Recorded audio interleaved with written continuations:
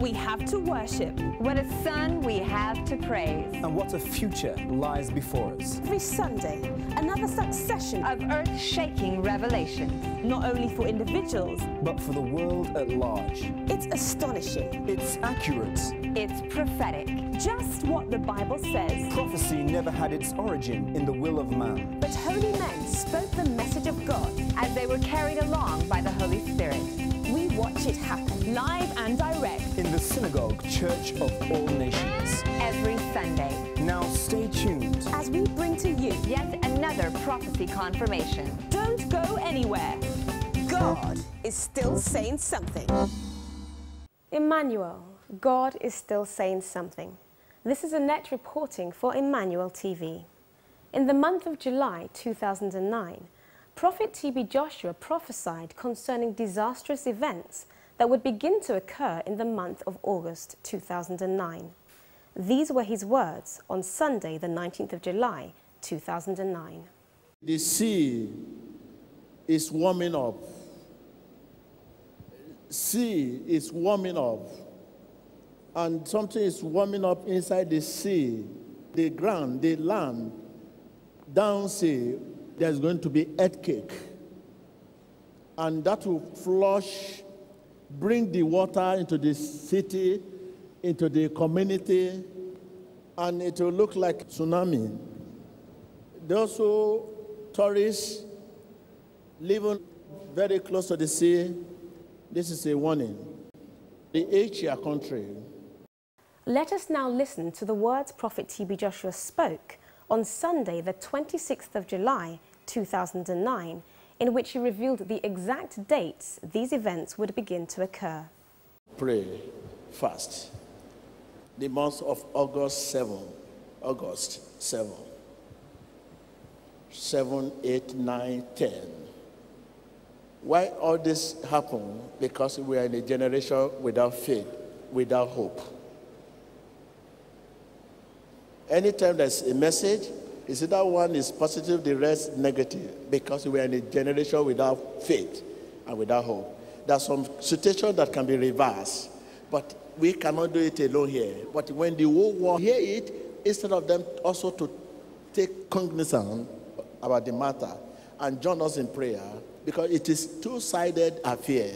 It is not one. Sometimes the Lord can give us the grace to change it, but there's some situation God says they must also evolve in the prayer. But when the world at large is faithless and without hope, they say, what this man is saying, he has started again. Take note of the dates that the prophet mentioned. The month of August 7. 7, 8, 9, 10.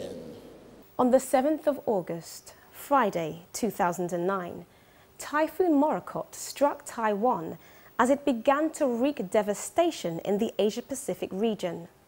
Watch these news reports of the destruction that Typhoon Morakot left in its wake. This is CNN Breaking News. Evidence of Morakot's might in Taiwan. The storm sent a 6-story hotel crashing into a river over the weekend. Remarkably, everyone inside was evacuated in time and no one was injured. Sadly, that was not the case elsewhere on the island, where the storm claimed at least 3 lives. Raging floodwaters swept through towns like Taoyuan, stranding drivers and forcing people from their homes. Morakot then set its sights on mainland China on Sunday. There, some 1 million people along the country's eastern coast were evacuated. At least one person, a boy just 4 years old, was killed.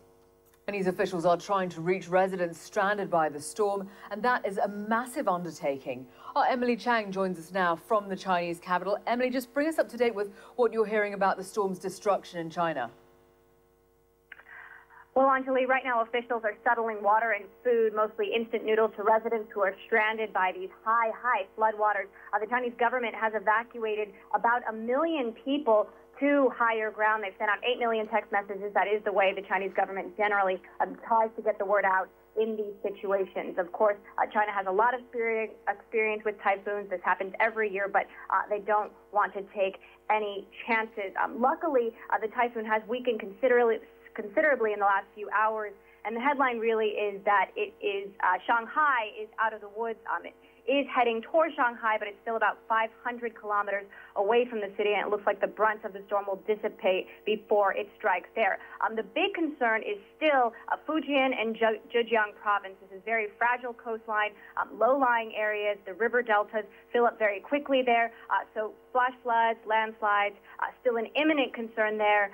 You did mention that 4-year-old boy who was killed. He died when a series of houses collapsed. Several other people were also crushed at that time, but luckily they were rescued. So the worst here in mainland China does appear to be over, but still a wide swath of eastern and southeastern China still seeing lots of heavy rain, winds, in some cases waves up to 7 meters high. Farmland has been inundated, roads are closed, fishing boats have been called in, and lots of flights have been canceled. But really, Anjali, it is Taiwan that is still a major area of concern. Yeah, and what news are you receiving out of Taiwan in the aftermath of Morakot?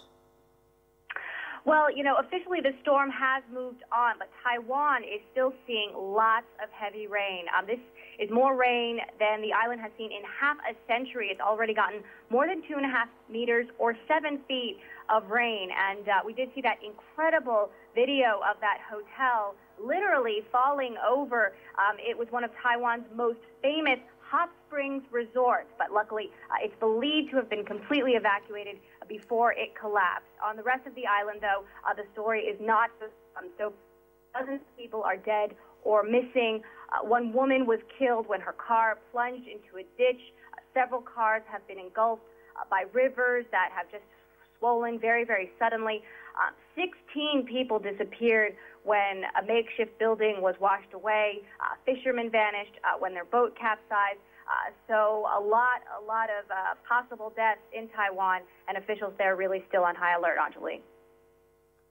And amazing pictures that we're watching there of Morakot's destruction as you speak, Emily. Thank you very much for the update. Emily Chang there on the line. Now, we do want to show you this video out of Taiwan once again, where Morakot triggered the worst flooding in half a century.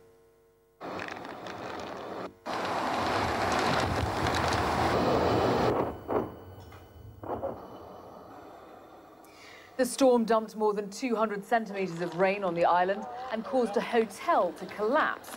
Along with 3 people killed, many more are now missing. Morakot left at least 21 people dead as it crossed the Philippines on Thursday. Pray fast. The month of August 7,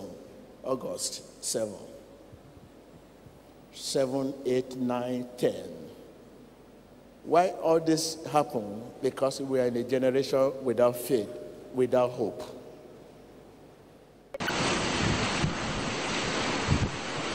Long before Typhoon Morakot reached land, the storm was making its presence felt. Heavy rains up to 500 millimeters moved mountains, sending landslides down on the country's roads. Conditions trapped many in Taiwan's remote communities. There are 3 elderly people in a village up there, says this rescuer. We've so far saved only 1. In the cities, anything not secured soon fell victim to the storm. And even items thought secure, like this roof, blown off as a family sought shelter in their home. It took us by complete surprise, says this man. It happened in just seconds. Here on the coast of Taiwan, it's estimated the typhoon is packing winds of up to 200 kilometers an hour. You can get a sense of the strength of the storm with the waves behind me as they crash over the concrete barrier. The surge grounded this ship, leading the Coast Guard to mount a dramatic rescue. All made it safely onto land. The government ordered more than 30,000 vessels into port. These fishermen from mainland China were given shelter in a shipping warehouse in Taiwan, a symbol of how weather trumped politics.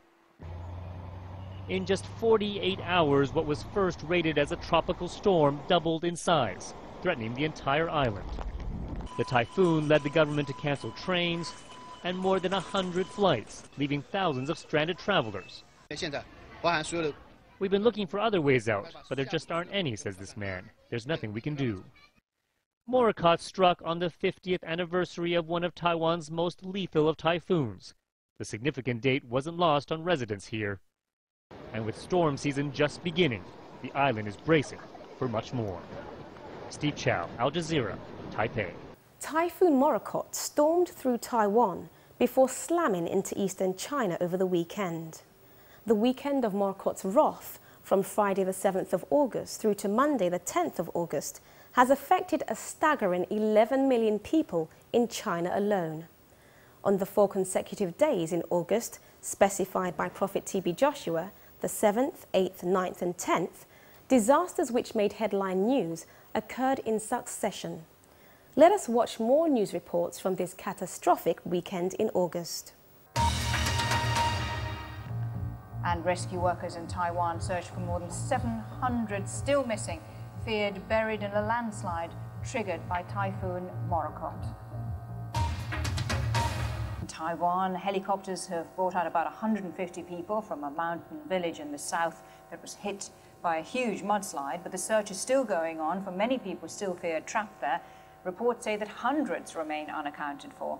Typhoon Morakot also struck the east coast of China, and a number of homes there collapsed following a massive landslide in the town of Pengxi in the eastern province Zhejiang, from where Chris Hogg sent this report.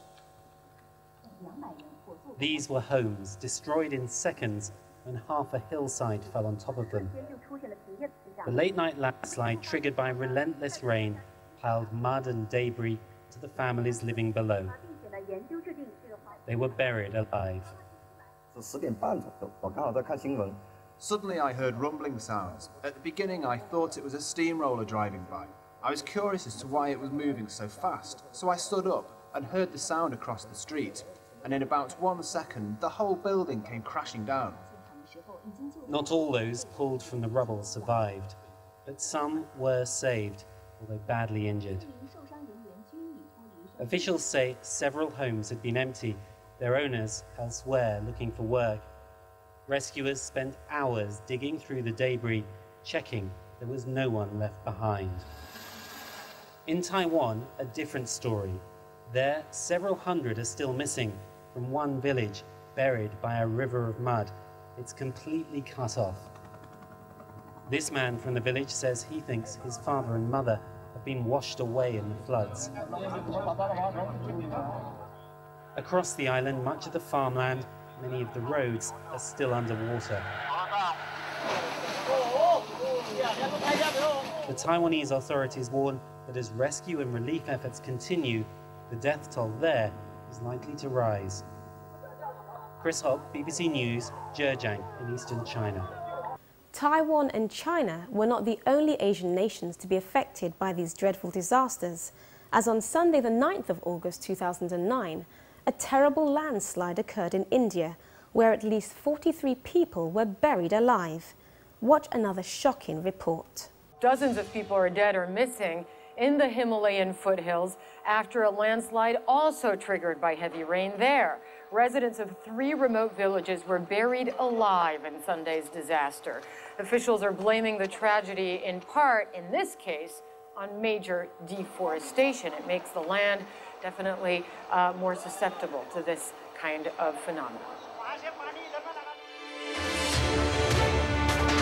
After battering Taiwan, Friday and Saturday, the 7th and 8th of August, Typhoon Morakot hit China on the coast of the Fujian province about 4:20 p.m. Sunday, with winds which clocked 73 miles per hour in its eye, according to the province's Meteorological Bureau.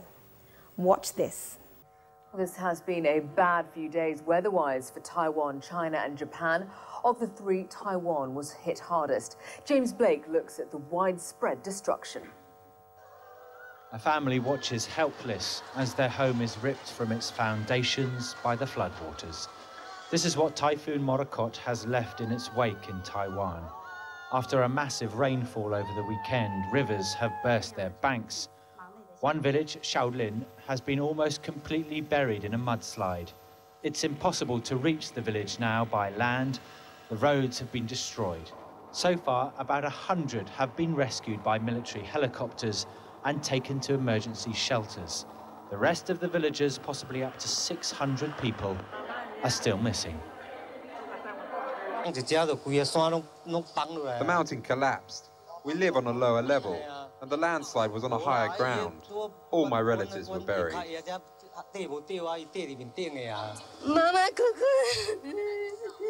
My mother and father are in there. No one survived.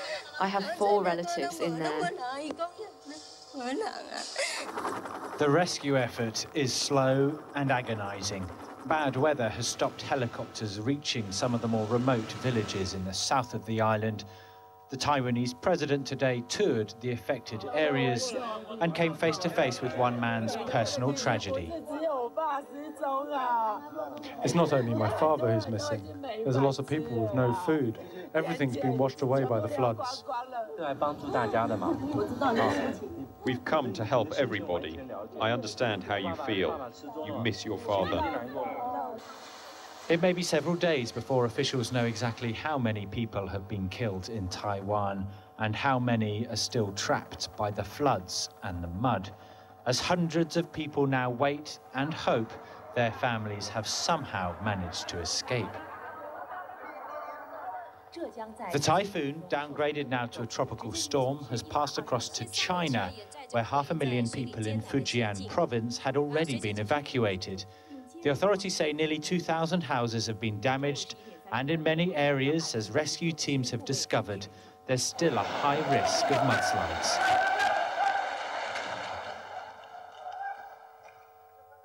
In Japan, too, similar scenes. This damage was caused by a separate tropical storm.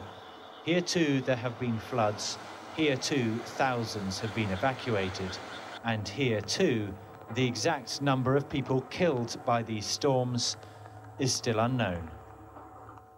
Among many other disasters, take a look at this weekend of terror.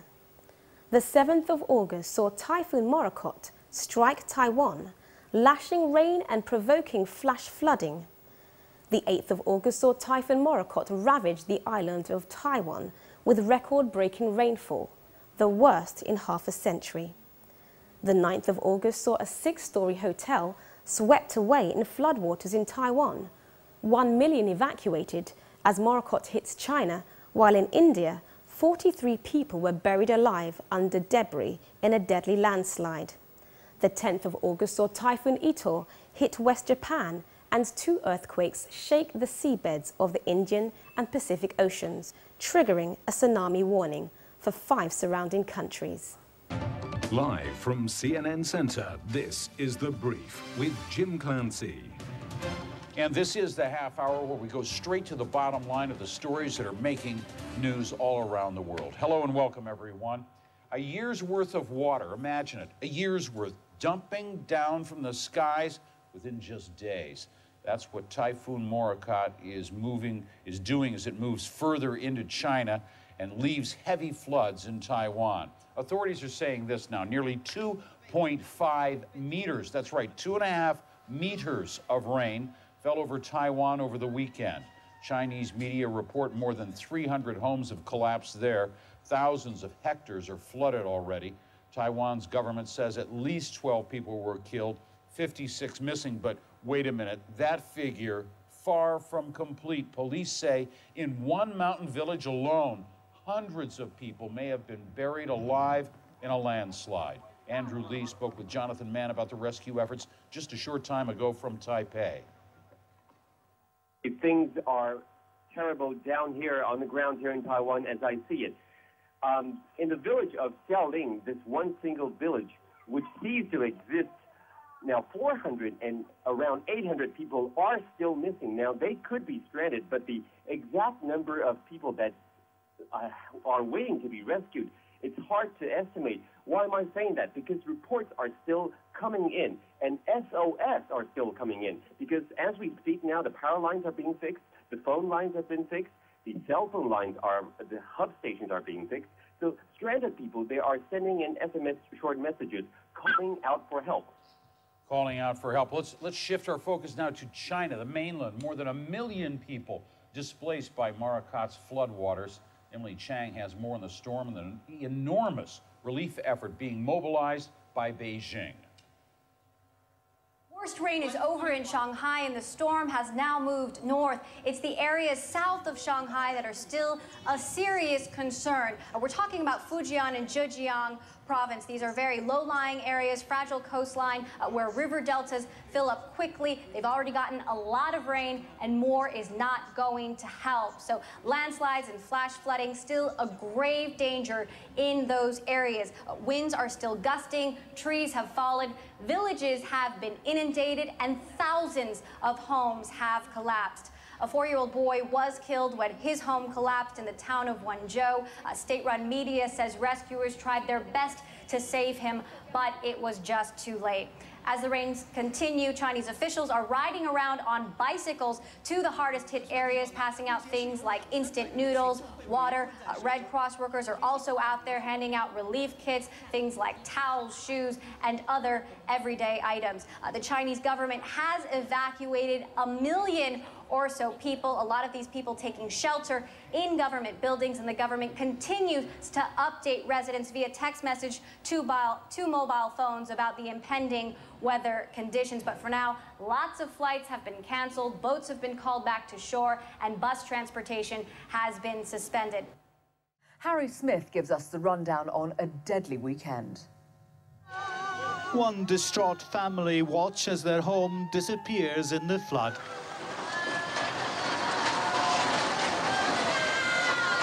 Swept away by the torrent that is Typhoon Morakot, the worst flooding to hit Taiwan in 50 years. And the anguish on these faces is mirrored across a region where they can only watch as nature takes its course. Pray, fast. The month of August 7, 7, 8, 9, 10. Why all this happened? Because we are in a generation without faith, without hope.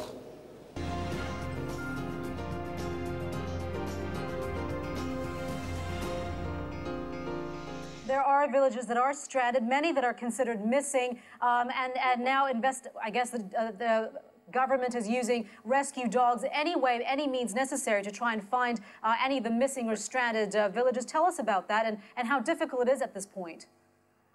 It is a very difficult task because given the example of Xiaolin village in Kaohsiung County, the entire village was swept away. And according to survivors, it happened on the morning of August the 9th, that's a Sunday local time, at 6:15 when people were asleep. And survivors said they heard voices sound as loud as thunder, and within 5 seconds, within a short period of time, only 5 seconds, the entire village was gone. And now the government and the police, the army, they are using dogs, police dogs like canine to sniff out the survivors, if any, or of the dead bodies. And they're using all kinds of tools to dig up those bodies or those people who have survived. It's a terrible scene down here.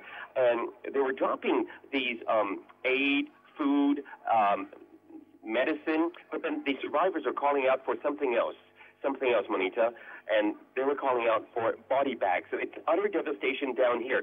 Survivors are also telling me that this flood, it's like a beast that devoured the entire land, devouring roads and bridges. It sounded like doomsday, Monita. A very desperate situation. Andrew Lee in Taipei, thank you so much. Well, heavy rains are triggering landslides in eastern China as well. Chinese media report 2 people were killed after being buried inside their apartment building. Beijing says Morakot has affected nearly 9 million citizens. Thousands of homes have been destroyed. At least 6 people died during the storm. In the aftermath of Typhoon Morakot, on Monday the 10th of August 2009, the last day specified by Prophet TB Joshua, news broke of 2 earthquakes in Asia that occurred within minutes of each other, one near the Andaman Islands in the Indian Ocean and the other off the coast of Japan, triggering tsunami warnings, just as Prophet TB Joshua had said. Let's recall his words on Sunday, the 19th of July, 2009. The sea is warming up. Sea is warming up. And something is warming up inside the sea, the ground, the land. Down sea, there's going to be earthquake. and that will flush, bring the water into the city, into the community, and it will look like tsunami. Those who tourists living very close to the sea, this is a warning. The Asia country.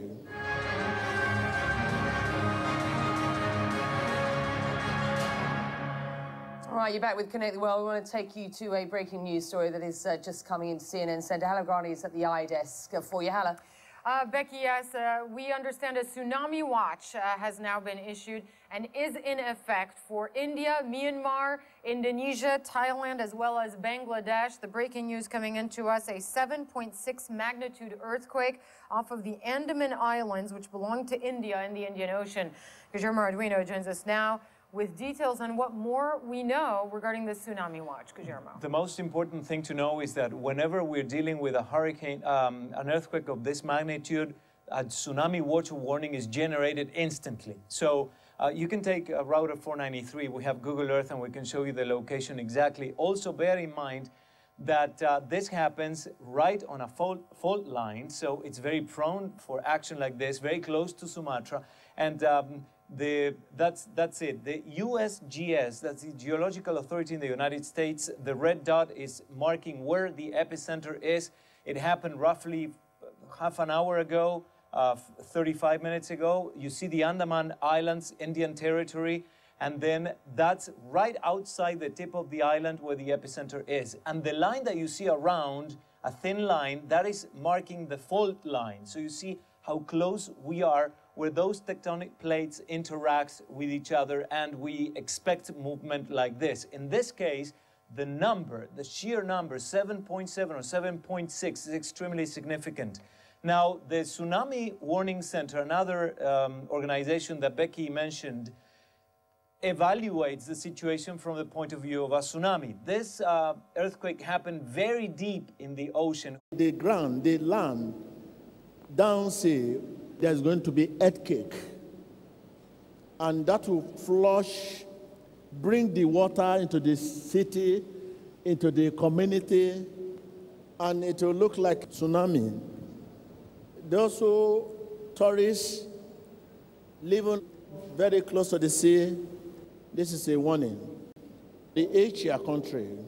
This earthquake happened very deep in the ocean, which indicates that we may not be very likely to see a vertical movement. In fact, the wires are saying that it was horizontally the movement on the ground. So whenever we have a vertical movement, we're more likely to see a tsunami because it creates an imbalance of the pressure in the water, which eventually will generate a wave. Now, because of the proximity to populated areas, it should have happened instantly if we had had something. I'm going to cut you off here. I apologize, but we're getting word that there's been another earthquake at the exact same time, seemingly, this one in Japan.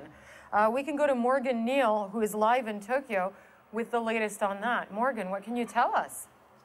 Hi, Hala. Yeah, it's still around 5 in the morning here, a little bit after, and we did feel a quake. It rocked the building I'm in. I'm on the 11th floor of an apartment building.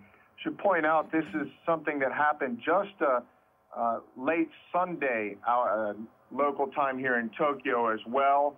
Notice the key words used in the news report to describe these events: earthquake, tsunami, warning. The tsunami watch has now been issued and is in effect for India, Myanmar, Indonesia, Thailand, as well as Bangladesh. The breaking news coming into us, a 7.6 magnitude earthquake off of the Andaman Islands, which belong to India in the Indian Ocean. Guillermo Arduino joins us now with details on what more we know regarding the tsunami watch. Guillermo. The most important thing to know is that whenever we're dealing with a hurricane, an earthquake of this magnitude, a tsunami watch warning is generated instantly. These were the very same words used by Prophet TB Joshua. The sea is warming up. Sea is warming up. And something is warming up inside the sea. The ground, the land, down sea, there's going to be earthquake. and that will flush, bring the water into the city, into the community, and it will look like tsunami. Those who tourists living very close to the sea, this is a warning. The Asia country. Watch another report tracing the development of this tsunami warning. As sea level readings indicate a tsunami was generated. Those words coming from the Pacific Tsunami Warning Centre. This story is still developing. We don't know how big it was. We don't know much, but we're going to check in now with Guillermo Arduino at the International Weather Centre because, Guillermo, just tell us what you know. You've been in touch with all these guys. You're hearing all this. Yeah, I was looking exactly on locations to know if it should have arrived yet or not. And there are three, actually. North Andaman, which is the northern parts of the Andaman Islands over here, it should have arrived already. And Little Andaman, which is a little bit farther south, and Port Blair would be arriving right now. I'm talking about the tsunami. Now, because this is the important thing, has it been generated or not? According to the information we gather, yes, it has. How significant? We don't know. Just because the earthquake was really, really significant, they issue a warning or a watch to say, hey, pay attention, this is what's going on, follow what the authorities are doing right now or are saying right now. The sea is warming up. Sea is warming up. And something is warming up inside the sea, the ground, the land. Down sea, there's going to be earthquake. And that will flush, bring the water into the city, into the community, and it will look like tsunami. Those who tourists living very close to the sea, this is a warning. The Asia country. Just as Prophet TB Joshua said, these events occurred in the Asian countries, India and Japan, in the Indian Ocean, off the coast of the Andaman Islands, and off the coast of Honshu, Japan. Let's watch more news in the wake of the Asian earthquakes. Now, I mentioned keeping an eye on a couple of routers up there, and that's because of this sort of developing story we're keeping an eye on now. We're talking about a tsunami warning that has been issued. I think we've got a couple of Google Maps here. The first one, this was a magnitude 7.6 earthquake. It happened in the ocean, the Indian Ocean, near India's Andaman Islands. That's according to authorities. Now, this tsunami watch covers India, Myanmar, which remember was hit by the last big tsunami, Thailand, Indonesia, Bangladesh, which of course is very low-lying as well. Now, this is according to the Pacific Tsunami Warning Centre. It's important to say that nobody knows there is a tsunami.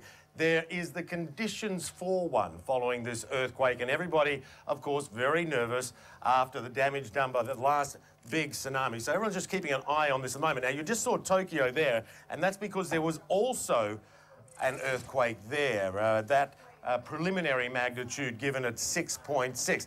These are developing stories. You can see a red, big yellow dot there, which there was another quake there yesterday. This is the information that we're getting in here now. Now, we're going to keep an eye on both of these stories, so don't worry. If anything comes of that tsunami warning, any news comes out of Tokyo about the 6.6 magnitude one there, we got it covered for you.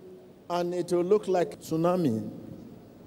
Those who tourists living very close to the sea, this is a warning. The Asia country. Now, two powerful quakes strike Asia just minutes apart. One rattled Japan. The magnitude 6.4 earthquake struck near the south coast of Honshu shortly after dawn on Tuesday. Well, here's a look at what it was like in Tokyo during the 6.4 magnitude earthquake. Trains and even 2 nuclear reactors were temporarily shut down. There were no immediate reports of serious damage or injuries. The quake off Japan's coast came just 12 minutes after a stronger earthquake in the Indian Ocean. It hit early on Tuesday near India's Andaman Islands. Morakot's not the only bit of raw nature stirring East Asia. Check out this jolt in Japan. A 6.4 earthquake temporarily shut down trains and 2 nuclear reactors on early Tuesday. Police say dozens of people were injured. The Associated Press reports that one woman was actually killed by falling debris. Only a few minutes earlier, a much larger 7.6 magnitude quake struck near India's Andaman Islands. That tremor triggered a tsunami watch, but was later called off. As the calm seems to settle after the storm that has rocked Asia's Pacific coast, it is indeed a sobering moment, not just for the victims and witnesses of these disasters, but also for all those who watch them on the screens of their television sets worldwide.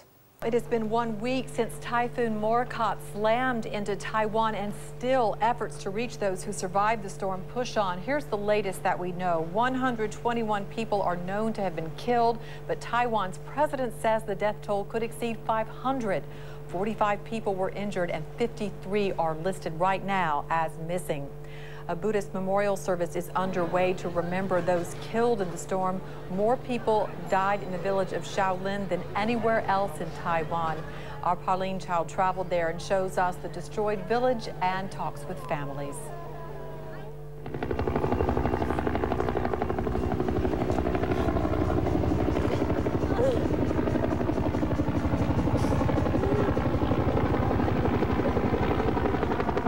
For the first time, Luo Shou-Luan sees the place a dozen family members were killed, buried by mudslides. Her hometown of Shaolin was leveled by Typhoon Morakot last weekend. Her sister describes their enormous loss. She says, "All of my relatives, including my older brother, are gone. Only my brother's son is alive, more than 10 of my relatives, and just one left." A rescue worker explains how the mudslides happened. So there was a mudslide to the right and a mudslide to the left. It created a lake. The lake collapsed and the water washed away all the homes in the village. A ghost of a village remains where 160 homes once dotted the valley. Yao Yuan-neng considers himself fortunate. The mudslides just missed his home. His family escaped by running to higher ground. He says, "What's gone is gone. There are people more miserable than us. We're lucky enough to be alive. My relatives and friends in this village are all gone." Rescue workers helped us hike into Shaolin. This area has only just become accessible, but the path ahead is even more challenging. We're in Shaolin Village right now, which is that small village we've been trying to get to all week. These rescuers are going to keep going further. They're going to try to get past this valley to another town called Namasha, where no rescuers have been to at all so far this week. They couldn't get to them, and there are still survivors there. He says, "We've been trying to get there for 3 days. We couldn't get there yesterday because of the rain." The rescue crews keep moving forward, only to return a few hours later because they came across mud waist high. Only helicopters will be able to reach that village. In Shaolin, these family members say they don't want to rebuild their hometown. They want the dead to rest in peace. Pauline Chu, CNN, Shaolin, Taiwan. One may ask the question, why is all this happening? Sometimes in life, it seems as if the world around us is coming to an end. But faith finds encouragement even in that which is discouraging and gets nearer to God. It honors God to believe Him, even while every sense contradicts Him. In every situation, God has something to say. Let us recall the words of Prophet T.B. Joshua. Why all this happened? Because we are in a generation without faith, without hope. Anytime there's a message, is either one is positive, the rest negative, because we are in a generation without faith and without hope. There's some situation that can be reversed, but we cannot do it alone here. But when the whole world hear it, instead of them also to take cognizance about the matter and join us in prayer, because it is two-sided affair. It is not one. Sometimes the Lord can give us the grace to change it, but there's some situation God says they must also involve in the prayer.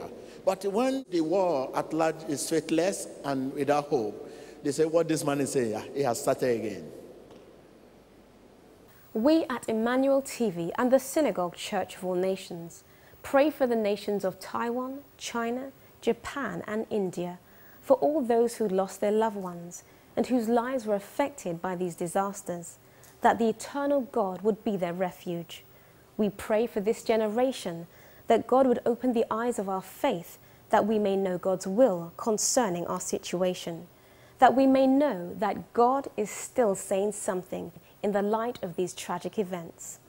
Let us live for eternity, that we may secure all that is available in it.